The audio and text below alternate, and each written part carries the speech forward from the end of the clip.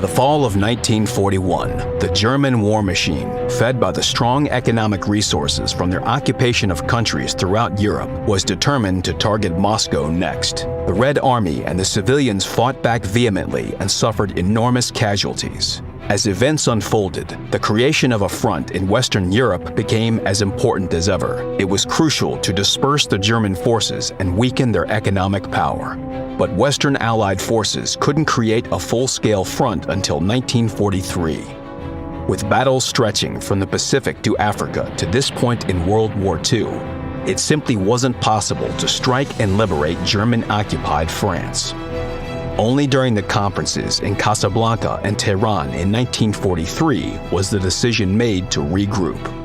As a result, the Normandy landings as part of Operation Overlord was planned for May 1944. The Allies already had experience in similar operations. The first attempt to deploy British and Canadian troops in Western Europe was in 1942 in Dieppe, France. It was an unsuccessful and costly battle for the Allies, one of the reasons being the supporting British tanks that couldn't get there in time. Some of the vehicles were unable to reach the French town due to engineering structures blocking their path and unfavorable road conditions. The Dieppe raid, along with other military actions, especially landing operations, provided the Allies with the experience they later used in Operation Overlord. The Normandy shoreline was a strongly reinforced bridgehead.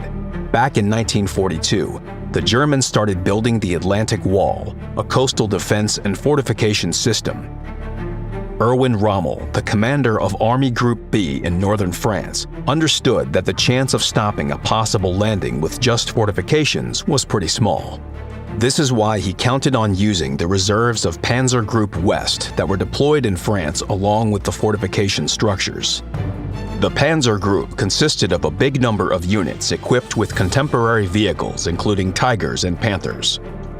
The troops were battle-hardened in Africa and on the Eastern Front. The Allied landing was guaranteed to be hard and demanding.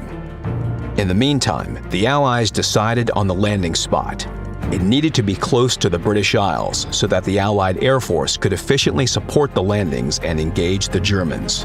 Also, landing heavy vehicles required proper beaches that were suitable for heavy vehicles. The most fitting places were on the coast near Calais, Normandy, and Brittany. The idea of landing in Calais was declined as it was seen as the most obvious. The Germans thought so too. They posted military reserves there, and the region's defensive structure system was reinforced.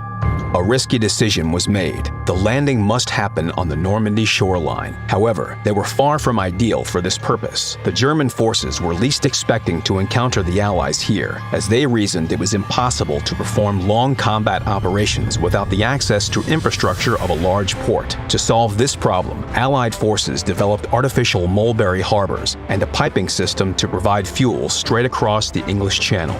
Tanks played a very important role in the operation. They would cover the infantry and help with the advance. But how do you deploy vehicles at the same time as the infantry? How could these heavy vehicles traverse the beaches and German engineering structures? The tanks were modified with additional modules for this purpose. The Americans invented deep wading kits to traverse shallow waters. Every hole in the hull and turret sides were sealed to be waterproof, and the air intakes were equipped with special devices.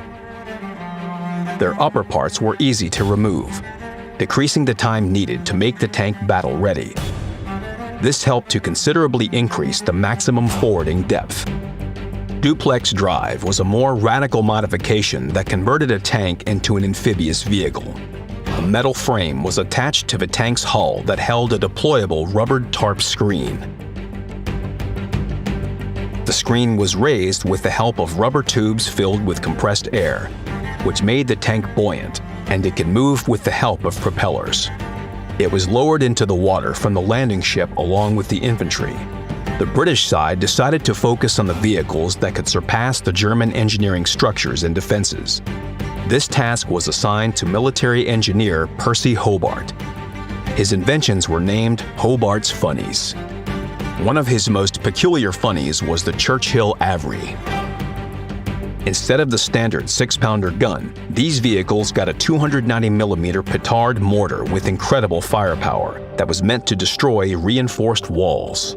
Another of Hobart's funnies was a Churchill modified with a flamethrower that was called the Churchill Crocodile. The flamethrower was mounted instead of the Hull machine gun, and the fuel was towed in an armored wheeled trailer. The mine-clearing crab tank cleared the way for heavy vehicles, and the bridge-laying Churchill Ark helped them cross tough terrain. Almost everything was now ready. However, the weather had to be considered as well. For a successful landing, a good tide was necessary, as landing vessels could be damaged by German underwater defense structures. Also, the British wanted to expand the landing territory. As a result, Operation Overlord was shifted to June 1944. 3 British landing zones were defined: Gold Beach, Juno Beach, and Sword Beach, as well as 2 American ones, Utah Beach and Omaha Beach. The British command allocated a separate tank unit for each zone. Hobart's 79th Armored Division and their funnies were operating on Gold. On June 6, 1944, at 7:25 a.m., hundreds of soldiers of the 1st Battalion Hampshire Regiment heard the ashore command.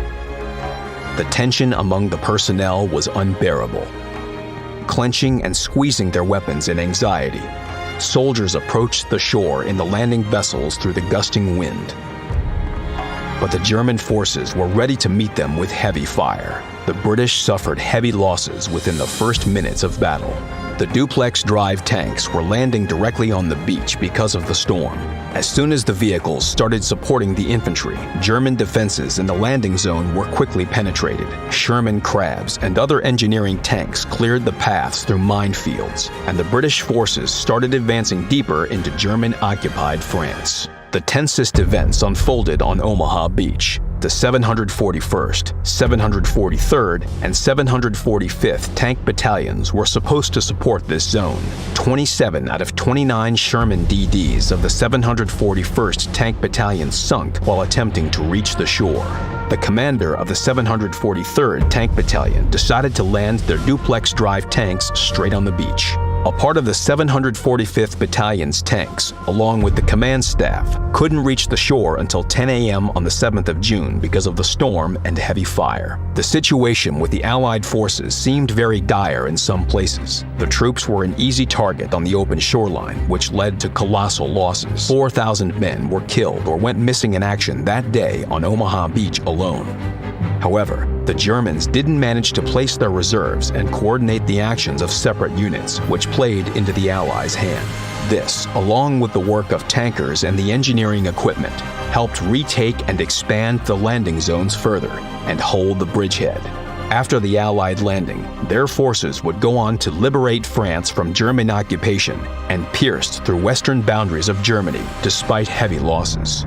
At the same time, Operation Bagration, a massive Red Army assault, was developing on the Eastern Front, which liberated the Belarusian SSR, the Lithuanian SSR, and part of Poland. From this point onwards, the Allies had the upper hand, and as a result, the end of the Second World War in Europe came much quicker. Operation Overlord was the largest landing operation in history. The great and valiant contributions of the UK, the US, Canada, France, Belgium, Netherlands, Poland, and Norway all played their part in the victory on the Normandy shoreline.